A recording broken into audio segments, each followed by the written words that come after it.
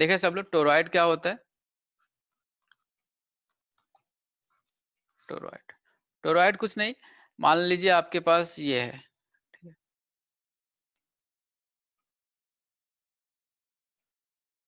ऐसा कॉइल रहता है, इसी कॉइल के ऊपर हम लोग वायर की वाउंडिंग करते हैं, ठीक है, वाइंडिंग जो होती है वायर की वाइंडिंग करते हैं, ठीक है। तो कैसे वाइंडिंग हो रही है, मान लो कि मैंने यहाँ से ऐसे शुरू किया, ठीक है, तो जो भी इस वायर पे वाइंडिंग हो रही है, इस चीजों को हम लोग टोरॉइड बोलते हैं, ठीक है, इसको हम लोग टोरॉइड बोलते हैं। सर ये तो मोटर के अंदर होता है ना? सो मान लो ऊपर से मैंने करंट दिया, तो करंट ऐसे कॉइल में फ्लो कर रही होगी, और कॉइल की वाइंडिंग कहाँ है, एक हमारे सर्कुलर आर्क पे वाइंडिंग है, इसी चीज को हम लोग टोरॉइड बोलते हैं। तो जैसे ही तुमने करंट दिया तो करंट के कारण मैग्नेटिक फील्ड सेटअप हुआ होगा। तो मान लो मेरे पास 3 पॉइंट है, इनसाइड पॉइंट P है, और टोरॉइड के अंदर जो पॉइंट है Q है, और आउटसाइड पॉइंट R है। तीनों पॉइंट पे अगर तुम्हें मैग्नेटिक फील्ड चाहिए, ठीक है, तो मैग्नेटिक फील्ड तुम निकाल सकते हो। मान लो तुम्हें निकालना है R पॉइंट पे, ठीक है, देखे सब लोग R पॉइंट पे मैग्नेटिक फील्ड मैं निकाल रहा हूँ। Magnetic field at R point, R कहाँ है यार, आउटसाइड पॉइंट है, आउटसाइड पॉइंट। तो अगर तुम बनाने की कोशिश करोगे, देखो मैं फिर से टोरॉइड बना रहा हूँ तो तुम्हें दिखेगा, ठीक है। तो ये मान लो मैंने टोरॉइड बनाया, सब लोग समझेंगे मैं क्या बोलना चाह रहा हूँ और क्या बोल रहा हूँ। सर मान लो कि यहाँ पे कोई कॉइल है, और तुमने कॉइल की वाइंडिंग ऐसे की है, ठीक है, ऐसे की है। तो अगर मान लो कि तुमने यहाँ से करंट भेजा, आई करंट भेजा, तो तुम्हें इस चीज को फील करना पड़ेगा और समझना भी पड़ेगा क्या चल रहा है इसके अंदर। सो करंट आई गया, तो करंट ऐसे गया होगा, ठीक है, करंट ऐसे गया होगा और करंट ऐसे आया होगा, ठीक है। अगर तुम देखोगे तो इस पॉइंट पे, लेट से इस पॉइंट पे और इस पॉइंट पे करंट का डायरेक्शन बिल्कुल अपोजिट है। लेट से 1 पॉइंट है और 2 पॉइंट है, दोनों पॉइंट पे करंट का डायरेक्शन बिल्कुल अपोजिट है, दोनों पॉइंट पे करंट का डायरेक्शन अपोजिट है।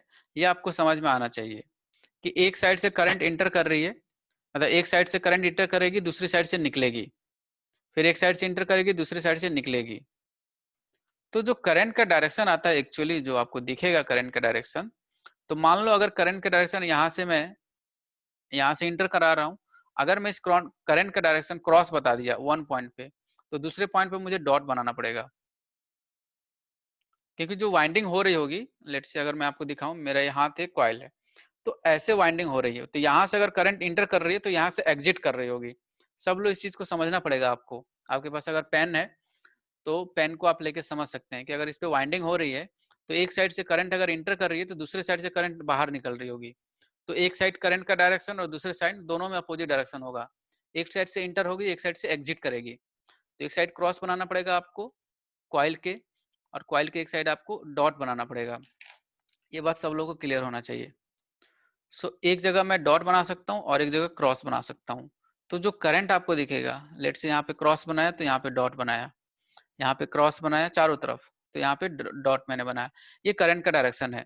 क्यों क्रॉस और डॉट आ रहा है, क्योंकि मान लो ये है तो वाइंडिंग इस पे हो रही होगी कॉइल की, तो एक तरफ से करंट इंटर कर रही होगी, दूसरी तरफ से निकल रही होगी।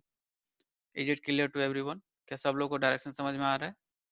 तो एक साइड से करंट इंटर है और एक साइड से एग्जिट है। तो अगर किसी भी आउटसाइड पॉइंट पे, लेट से आपको अगर मैग्नेटिक फील्ड चाहिए, इस पॉइंट पे मैग्नेटिक फील्ड चाहिए आर डिस्टेंस पे, तो आप क्या करोगे, सबसे पहले वही एम्पीरियन लूप बनाओगे आप, ये क्लोज लूप बनेगा एम्पीरियन लूप,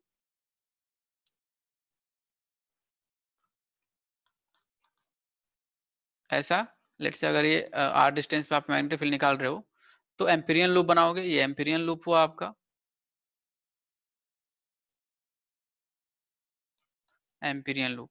और जैसे ही आप एम्पियर्स लॉ यूज करोगे, बी डॉट डी एल, और इसको लिखोगे म्यू नॉट आई इनक्लोज्ड, तो आपको आई इनक्लोज 0 दिखेगा, क्योंकि जितनी करंट एग्जिट कर रही है उतनी करंट बाहर आ रही है, यानी जितनी करंट डॉट के साथ है उतनी करंट क्रॉस के साथ है, तो आई इनक्लोज 0 हो जाएगा। तो टोरॉइड के आउटसाइड पॉइंट पे जो मैग्नेटिक फील्ड होता है उसकी वैल्यू होती है 0, कोई मैग्नेटिक फील्ड नहीं होता है टोरॉइड के आउटसाइड पॉइंट पे। क्या ये बात सब लोगों को क्लियर है? करूं कि लेट से पी पॉइंट पे मुझे बात करना है, तो पी पॉइंट पे अगर तुम्हें बात करना है तो इसके सेंटर से मान लो ये डिस्टेंस आर है, तो पी के होते हुए तुम क्या बनाओगे, एक एम्पीरियन लूप बनाओगे। तो तुम्हें दिखेगा जैसे ही पी पॉइंट के magnetic field at P point, यानी इनसाइड पॉइंट है ये, इनसाइड पॉइंट। तो जैसे ही तुमने अगर यहाँ पे एम्पीरियन लूप बना के बी डॉट डी एल लिखा और लिखोगे इसको म्यू नॉट आई इनक्लोज, तो तुम्हें दिखेगा आई इनक्लोज 0 है। देखो इस लूप के अंदर कोई करंट ही नहीं है, इस लूप के अंदर ये जो एम्पीरियन लूप है जो मैंने टोरॉइड के अंदर बनाया है, कोई करंट नहीं है इसके अंदर। तो आई इनक्लोज क्या है, 0। तो इनसाइड पॉइंट पे जो मैग्नेटिक फील्ड होगा टोरॉइड के अंदर वो क्या हो जाएगा, 0। सो टोरॉइड के इनसाइड पॉइंट और आउटसाइड पॉइंट पे मैग्नेटिक फील्ड क्या होती है, 0। मैग्नेटिक फील्ड होगी कहाँ यार, फिर मैग्नेटिक फील्ड उसके एक्सिस पे होगी, यानी उसके बीचों बीच पॉइंट पे होगी। अगर मैं लाइन बना के समझाना चाहूँ तो इस लाइन पे मैग्नेटिक फील्ड होगी, जो कि तुम सोलोनॉइड को अगर तुमने मोड़ के टोरॉइड बनाया तो सोलोनॉइड के एक्सिस पे मैग्नेटिक फील्ड होती थी, वैसे ही टोरॉइड के उस सर्कुलर एक्सिस पे मैग्नेटिक फील्ड होगी, और बहुत ही स्ट्रॉन्ग और बहुत बहुत ही ज्यादा पावरफुल मैग्नेटिक फील्ड। तो इनसाइड आउटसाइड पॉइंट पे मैग्नेटिक फील्ड क्या होता है, 0। केवल मैग्नेटिक फील्ड क्या होगा, सर्कुलर एक्सिस पे, वो कितना होगा उसकी वैल्यू मैं तुम्हें बता रहा हूँ। क्या इतने क्लियर है सब लोगों को? यानी टोरॉइड के इनसाइड पॉइंट पे अगर तुम्हें, इनसाइड मतलब एक्सिस, एक्सियल पॉइंट पे अगर तुम्हें मैग्नेटिक फील्ड चाहिए, लेट से क्यू पॉइंट पे तुम्हें मैग्नेटिक फील्ड चाहिए, तो मान लो क्यू पॉइंट सेंटर से आर डिस्टेंस पे था, ठीक है यार, सेंटर के आर डिस्टेंस पे था, तो तुम क्या करोगे, तुम उस पॉइंट से होके एक एम्पीरियन लूप बनाओगे, जो कि हमें पता है इसको कैसे करना है। So this will be Amperian loop. Sir why I am making Amperian loop, because close line integral होना चाहिए एम्पीरियन लूप, यानी क्लोज इंटीग्रेशन होगा बी डॉट डी एल का। तो इस पॉइंट पे तुम्हें मैग्नेटिक फील्ड बताना है। एम्पीरियन लूप बना लिया तुमने, फिर क्या करोगे, एम्पियर्स लॉ यूज करो। एम्पियर्स लॉ कैसे यूज करोगे sir, line integral B dot D L और म्यू नॉट आई इनक्लोज्ड, ठीक है यार। अब देखो आई इनक्लोज कैसे निकलेगा, ठीक है, आई इनक्लोज निकाल, मान लो जो वाइंडिंग हुई है कॉइल की उसमें एन टर्न्स हैं, जो वाइंडिंग हुई है कॉइल पे उसमें नंबर ऑफ टर्न्स कितने हैं यार, एन है, capital N.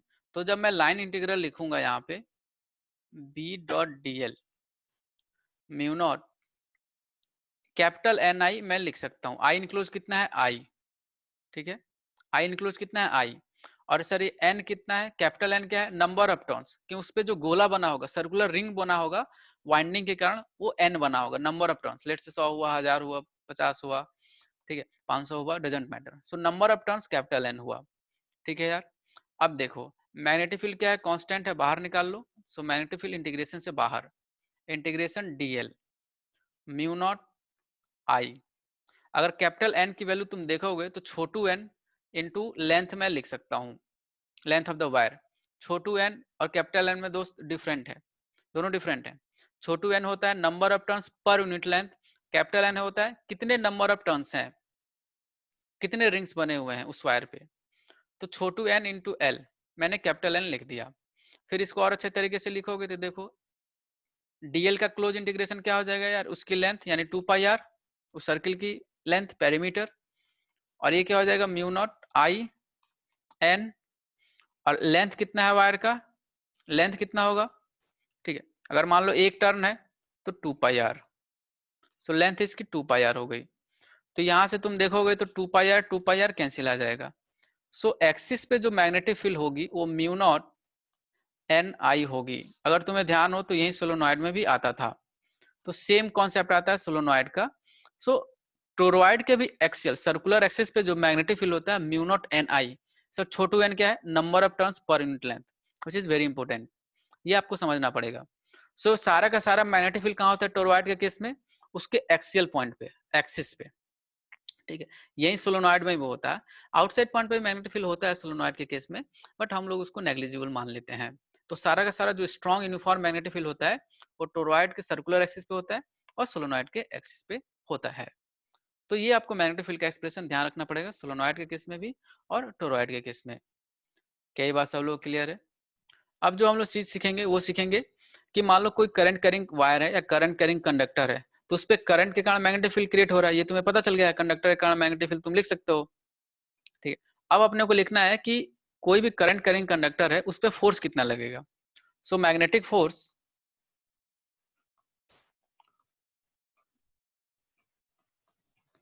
Magnetic force due to current carrying conductor.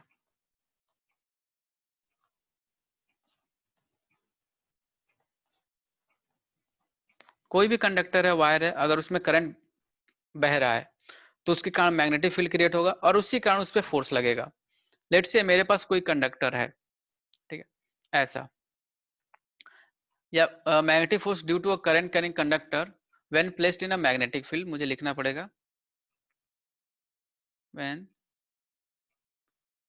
Placed in magnetic field. तो ये टॉपिक है, उस टॉपिक पे हम लोग अब बात करेंगे कि कोई भी करंट कैरिंग कंडक्टर है, वायर है, अगर उसको एक्सटर्नल मैग्नेटिक फील्ड में मैं रख दूं तो उस पर कितना फोर्स लगेगा। ठीक है, एक चीज यहाँ पे मैं डिस्कस करना चाहूंगा, ठीक है यार। तो मान लो यहाँ पे चीज है, मान लो मैंने एक मैग्नेटिक फील्ड सेटअप किया ऐसे क्रॉस स्पेस में, मैंने मैग्नेटिक फील्ड ऐसे सेट कर दिया, ठीक है, ऐसे मैंने मैग्नेटिक फील्ड सेट कर दिया। मान लो मेरे पास कोई एक वायर है, ठीक है, मान लो मेरे पास कोई एक वायर है, ये ए बी लेंथ का वायर है, इसमें करंट इस डायरेक्शन में फ्लो कर रहा है। तो अब इस पे फोर्स लगेगा, इस वायर पे फोर्स लगेगा, force on A B wire. ये कैसा फोर्स होगा, मैग्नेटिक फोर्स होगा ऑब्वियसली। तो एबी पे जो फोर्स लगेगा वो देखते देखे सब लोग लिखते कैसे हैं।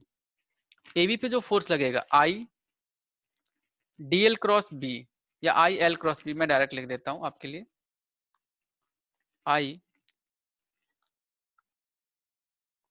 एल क्रॉस बी, ये इस पे फोर्स लगेगा आई एल क्रॉस बी से। सर मैग्नीट्यूड आई एल, अब बी आपको पता है, लेंथ दिया रहेगा, मैग्नेटिक फील्ड दिया रहेगा, सो आई एल क्रॉस बी, ठीक है। और इसका डायरेक्शन कैसे आएगा, राइट हैंड से डायरेक्शन आएगा, राइट हैंड से सब लोग डायरेक्शन बताए, ए बी पे कहाँ लगेगा, Y axis minus X minus Z कहाँ लगेगा, सब लोग बताए डायरेक्शन। सो फोर्स की जो वैल्यू होगी वायर पे ए बी पे आई एल क्रॉस बी लगेगा, तो मैग्नीट्यूड आप निकाल सकते हो। डायरेक्शन आपको राइट हैंड थंब रूल से यूज करना पड़ेगा। इस फोर्स का जो डायरेक्शन आएगा upward. Right hand thumb rule से आपको इसका डायरेक्शन देखना पड़ेगा। अगर आपको डायरेक्शन दिख रहा होगा सब लोगों को, तो सब लोगों को direction I L cross B, तो प्लस जे कैप में इस पे फोर्स लग रहा होगा, ये फोर्स लग रहा होगा, ठीक है। ये सब लोग का डायरेक्शन आना चाहिए इस वायर पे, कि जब फोर्स लगेगा किसी भी करंट कैरिंग कंडक्टर को, अगर मैं एक्सटर्नल मैग्नेटिक फील्ड में रख दूं, कांस्टेंट मैग्नेटिक फील्ड की बात होगी हमेशा, ठीक है, कांस्टेंट यूनिफॉर्म की बात होगी। सो कांस्टेंट एक्सटर्नल मैग्नेटिक फील्ड में अगर मैं करंट कैरिंग कंडक्टर को रख दूं तो उस पर फोर्स लगेगा आई एल क्रॉस बी, ठीक है भाई। अब आई एल क्रॉस बी का मैग्नीट्यूड तो तुम्हें पता चल जाएगा, डायरेक्शन कैसे बताओगे, राइट हैंड थंब रूल से। एल के डायरेक्शन में अपने कर्ल फिंगर को करोगे और बी की तरफ कर्ल फिंगर को मूव कराओगे, तो थंब तुम्हें डायरेक्शन दे देगा, आउटपुट यानी क्रॉस प्रोडक्ट का आउटपुट दे देगा और उसका डायरेक्शन थंब देगा तुम्हें। अब एल यहाँ पे क्या है, एल वेक्टर क्वांटिटी है, डायरेक्शन क्या होगा, करंट के डायरेक्शन में होगा। लेकिन एल क्या है, डिस्प्लेसमेंट वेक्टर क्वांटिटी भी है, डिस्प्लेसमेंट भी है। डिस्प्लेसमेंट कैसे निकालते हैं, final point minus initial point, ऐसे तुम डिस्प्लेसमेंट निकालते हो। तो ये चीज तुम्हें लिखना पड़ेगा कि एल वेक्टर जो था यहाँ पे वो क्या है, वो वेक्टर क्वांटिटी है ये, जो कि तुमने लिख लिया। तो ये चीज आपको ध्यान रखना पड़ेगा, आई एल क्रॉस बी, ठीक है। अगर मान लो मेरे पास, ठीक, मान लो कि मैं एक छोटा सा सवाल तुमसे पूछूं कि मान लो यहाँ पे मैंने मैग्नेटिक फील्ड सेटअप किया ऐसे, ठीक है यार, ये मैग्नेटिक फील्ड सेटअप कर दिया। मान लो मेरे पास वायर है, ठीक, वायर का लेंथ क्या है एल, ठीक, इस वायर का लेंथ क्या है एल, और मैंने इसको अपने हॉरिजॉन्टल एक्सिस से लेट से 37 डिग्री पे रख दिया, ठीक है, और इसमें करंट मैंने आई फ्लो करा दिया, ठीक? तो अगर मैं पूछूं यार कि इस वायर पे फोर्स बताओ, फोर्स ऑन वायर, तो फोर्स ऑन वायर क्या बताओगे, बताए सब लोग, लिखेंगे। देखिए आपको बताया ना फोर्स ऑन वायर, तो आपको पता है आई एल क्रॉस बी करोगे, आई एल क्रॉस बी करोगे आप, सिंपल। लेंथ वेक्टर और मैग्नेटिक फील्ड वेक्टर के बीच का एंगल क्या है, अगर आपको दिख रहा होगा, तो I L cross B. L कहाँ है, करंट के डायरेक्शन में और मैग्नेटिक फील्ड अंदर, तो जो इस पे फोर्स लग रहा होगा, अगर मैं फोर्स का आपको डायरेक्शन बना के दिखाऊं तो इस पे जो फोर्स लग रहा होगा, इस डायरेक्शन में फोर्स लग रहा होगा, मैग्नेटिक फोर्स। ठीक है यार, और उसकी वैल्यू क्या होगी, आई एल बी, और जो एंगल आ रहा है होगा साइन 90 डिग्री, सो 1। सो इसकी वैल्यू क्या हो जाएगी, आई एल बी। क्लियर है? क्योंकि जो एंगल आपको देखना है एल वेक्टर और मैग्नेटिक फील्ड के बीच का एंगल देखना है, आपको हॉरिजॉन्टल से देखना ही नहीं है। तो आप इस चीज का ध्यान रखें कि एल क्रॉस बी में angle between L vector and magnetic field vector, and that is the angle is 90 degree.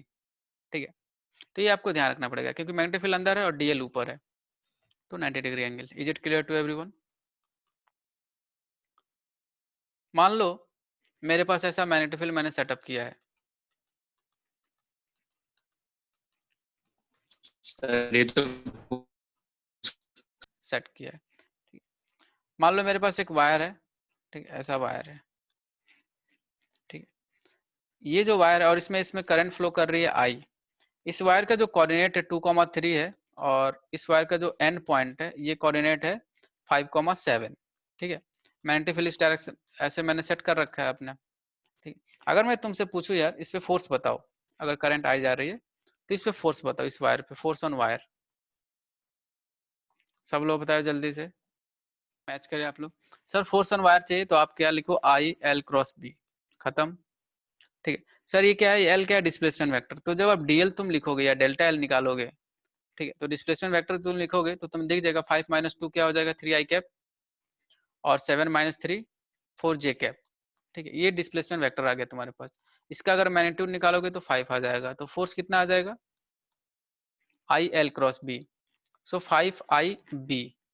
क्योंकि साइन 90 डिग्री है यार, डीएल वेक्टर और मैग्नेटिक फील्ड का जो एंगल है थीटा जो है वो 90 डिग्री है, और साइन 90 क्या बना देगा, 1। और डायरेक्शन अगर तुम्हें देखना है तो डायरेक्शन परपेंडिकुलर होगा।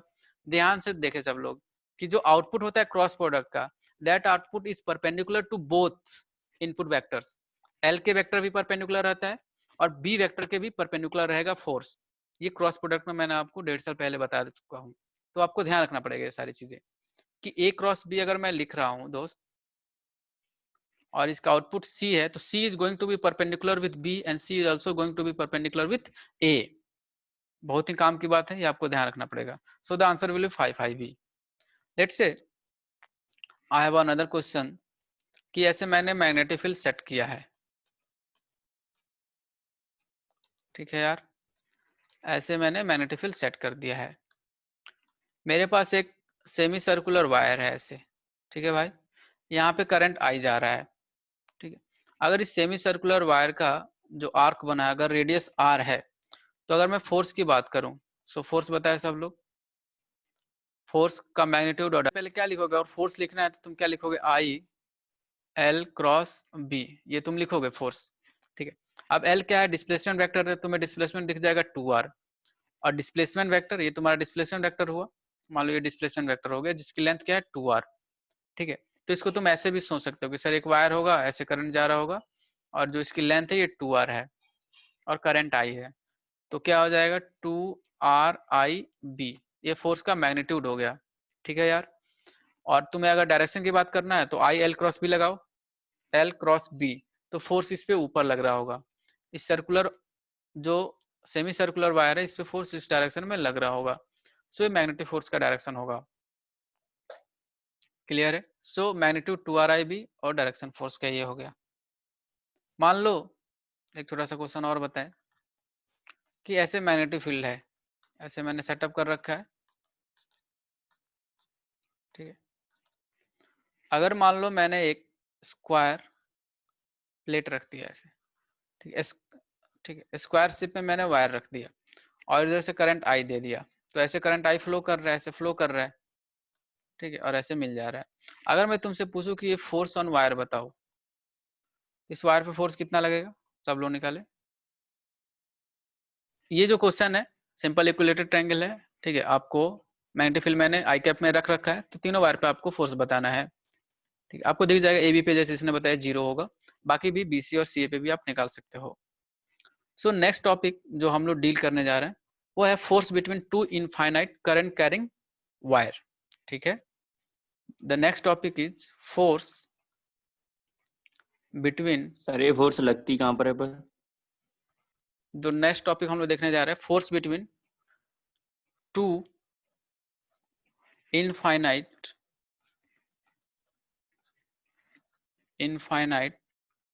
Current carrying wire, current carrying wire, ठीक है। इनफाइनाइट करंट कैरिंग वायर है, ठीक है, उनके बीच में जो फोर्स लगेगा वो देखेंगे, ठीक है, समझे सब लोग। मान लो मेरे पास एक वायर ये है, इनफाइनाइट है, तो मैं ऐसे इसको शो कर सकता हूँ, ठीक है यार। मान लो दूसरा वायर ये है, इनफाइनाइट है, तो मैं ऐसे इसको शो कर सकता हूँ।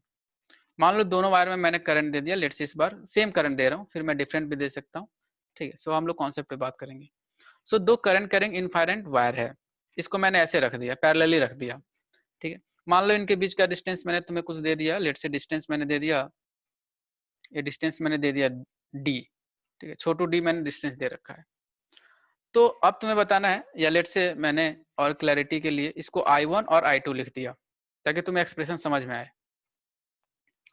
सो दो करंट कैरिंग वायर है, दोनों को पैरेलली मैंने रख दिया, दोनों में डिफरेंट करंट मैंने भेज दिया, और दोनों के बीच का जो सेपरेशन है वो डी है।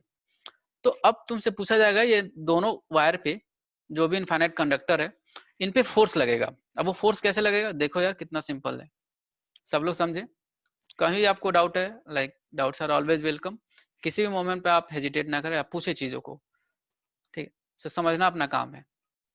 आपको पता है कि खुद के कारण मैग्नेटिक फील्ड को देखना नहीं है आपको, क्योंकि खुद के बारे में आप सोचते ही नहीं है, दूसरे का मैग्नेटिक फील्ड आपको देखना है, ठीक है। तो देखिए दूसरे का मैग्नेटिक फील्ड I2 के कारण इस d डिस्टेंस पे मैग्नेटिक फील्ड होगा, इस I2 के कारण इस वायर में, लेट से वायर अगर ये सेकेंड है और ये फर्स्ट वायर है, तो सेकेंड वायर में करंट जो फ्लो कर रहे हैं I2, सो I2 के कारण d डिस्टेंस पे मैग्नेटिक फील्ड होगा।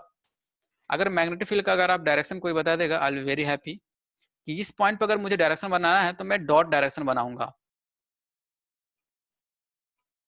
आप देखिए I2 को अपने हाथ में ले राइट हैंड में, तो जो कर्ल फिंगर आपको देगी, करंट को आप थंब के डायरेक्शन में रखें, जो कर्ल फिंगर देगी आपको डायरेक्शन देगी। तो यहाँ पे मैग्नेटिक फील्ड क्या होगा, B2, ठीक है, और उसका डायरेक्शन क्या होगा, डॉट। और B2 का अगर आपको मैग्नीट्यूड निकालना है तो मैग्नीट्यूड आप लिख सकते हो mu naught I upon 2 pi D, क्योंकि करंट कैरिंग यानी इनफाइनाइट वायर के कारण किसी भी परपेंडिकुलर डिस्टेंस डी पे जो मैग्नेटिक फील्ड आप लिखोगे mu naught I upon 2 pi R आप लिखते थे, तो वही मैंने यूज किया mu naught I upon 2 pi D. So I2 के कारण I1 पे जो मैग्नेटिक फील्ड क्रिएट हो रहा होगा वो B2 होगा म्यू नॉट आई 2 पाई डी। यहाँ तक क्लियर है क्या आप लोगों को, ठीक है यार। सो मैग्नेटिक फील्ड आपको जनरेट हो गया। तो अब आप कैसे कॉन्सेप्ट लगाओगे कि करंट कैरिंग कंडक्टर को जब आप एक्सटर्नल मैग्नेटिक फील्ड में रखते हो तो इस पे फोर्स लगेगा, तो फर्स्ट वाले वायर पे फोर्स लग जाएगा, क्योंकि मैग्नेटिक फील्ड कहाँ है, ऊपर, और करंट प्लस जेड में प्लस जे कैप में जा रही है, तो इस पे फोर्स लग जाएगा। तो आई एल क्रॉस बी से आप फोर्स देखे, इस पे फोर्स जो लग रहा होगा I L cross B, L cross B बाहर की तरफ, तो फोर्स जो लग रहा होगा प्लस आई कैप में फोर्स लग रहा होगा इस पे।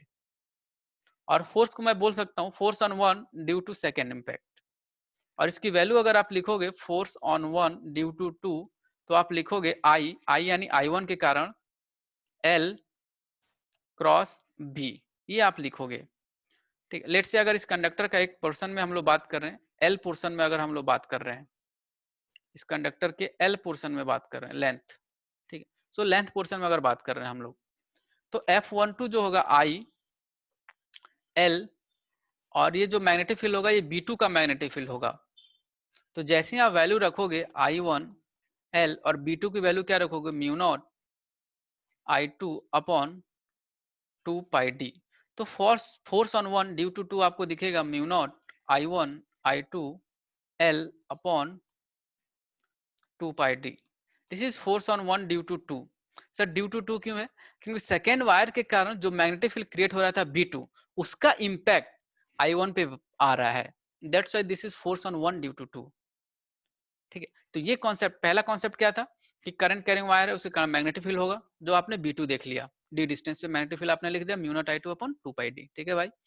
अब तुम कौन सा कॉन्सेप्ट यूज किए कि एक्सटर्नल मैग्नेटिक फील्ड है, करंट कैरिंग वायर को मैंने रख दिया तो उससे फोर्स लग रहा होगा, कितने से फोर्स लग रहा होगा यार, आई एल क्रॉस बी से फोर्स लग रहा होगा।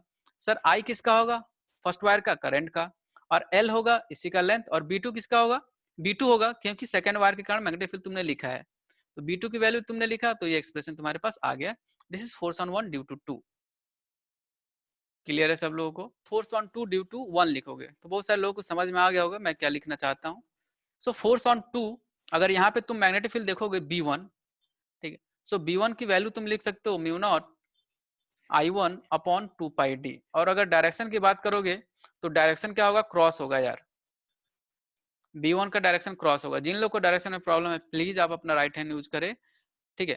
सो आपको दिखेगा, आप राइट हैंड में फर्स्ट वायर को ले, करंट के डायरेक्शन में आप अपने थंब को करें तो जो कर्ल फिंगर देगी आपको मैग्नेटिक फील्ड का डायरेक्शन दे देगी। सो B1 जो डायरेक्शन आ रहा होगा यहाँ पे इस वायर पे क्रॉस आ रहा होगा B1 का direction.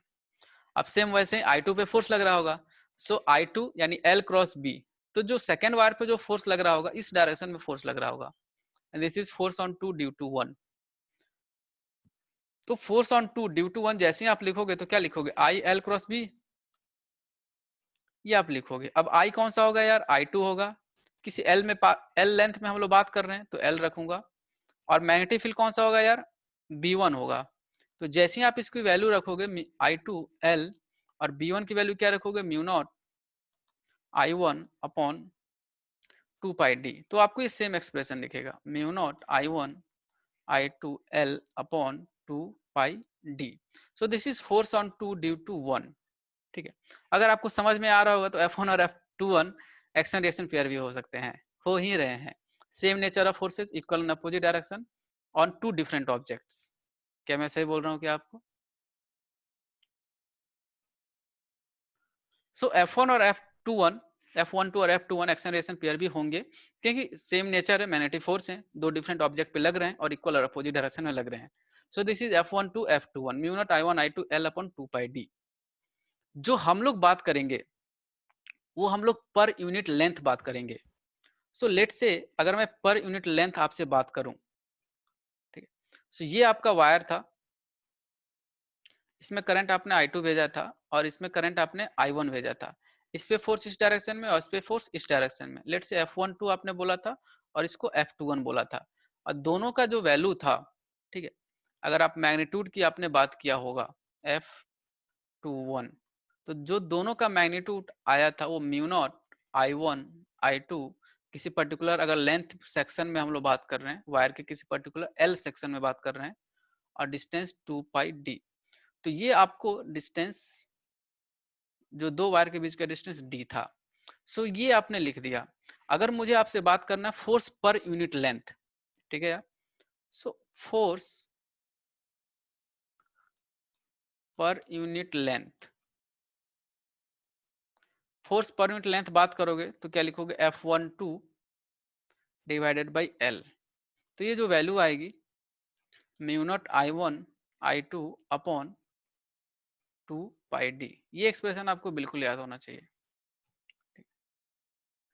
So current carrying wire है, कंडक्टर है, पैरेलल कंडक्टर्स हैं, उनके बीच में जो अगर दोनों वायर में करंट जा रही है तो उनके बीच में एक फोर्स लगेगा, वो होगा म्यू नॉट I1 I2 अपन 2 पाई डी। ये फोर्स कैसा है? पर यूनिट लेंथ है, क्योंकि इनफाइनाइट है तो most of the time you will ask to have per unit length force.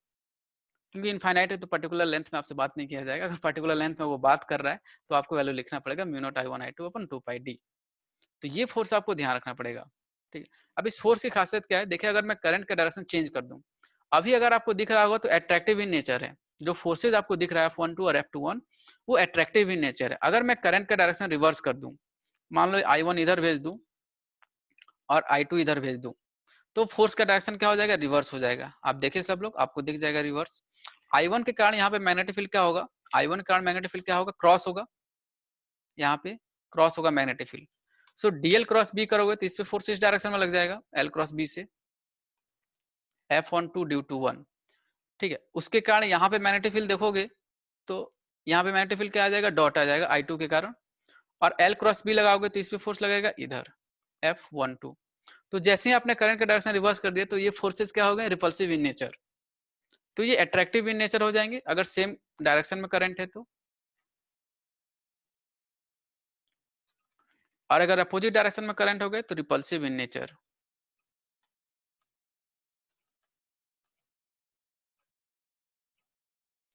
Repulsive in nature, ठीक है। हालांकि लोग याद करके रखता है रिपल्सिव एट्रैक्ट, अपने को याद नहीं करना, अपने को कॉन्सेप्ट पता है, तुरंत L क्रॉस B लगाऊंगा, मुझे फोर्स का डायरेक्शन मिल जाएगा और मैं बता दूंगा कि यार अट्रैक्टिव हो रहा है या रिपल्सिव हो रहा है, कुछ याद करना नहीं है अपने को, ठीक है। So two current carrying infinite conductor है, पैरेलली रखे हुए हैं, उनके बीच में अगर करंट फ्लो कर रहा है, सो फोर्स का डायरेक्शन करंट के डायरेक्शन पे डिपेंड करेगा। दोनों सेम डायरेक्शन में करंट फ्लो कर रही है तो अट्रैक्टिव इन नेचर होगा, जिसकी वैल्यू होगी म्यू नॉट I1 I2 अपन 2 पाई d। अगर अपोजिट डायरेक्शन में करंट जा रहे हैं तो रिपल्सिव होगा और फोर्स की वैल्यू सेम होगी, अगर इनके बीच का डिस्टेंस सेम है तो, ठीक है। तो ये आपको ध्यान रखना पड़ेगा, ठीक है यार। ओके एवरीवन, जी सो सर। आज के लिए हम लोग इतना ही रखते हैं। That's all for today. So Yes, sir. thank you everyone joining. Thank you everyone for joining this session. See you in next class. Thank Till you, then, sir. Thank you, sir. enjoy everyone. Thank you. Thank you, sir. You sir.